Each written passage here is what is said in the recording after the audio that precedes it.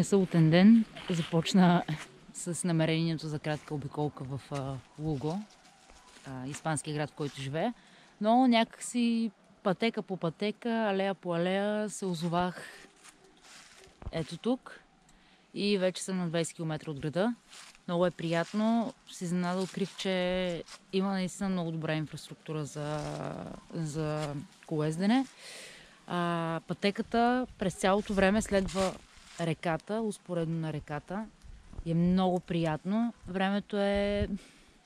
за 14 ноември е много добре, може би около 15-16 градуса. Няма изгледи да вали.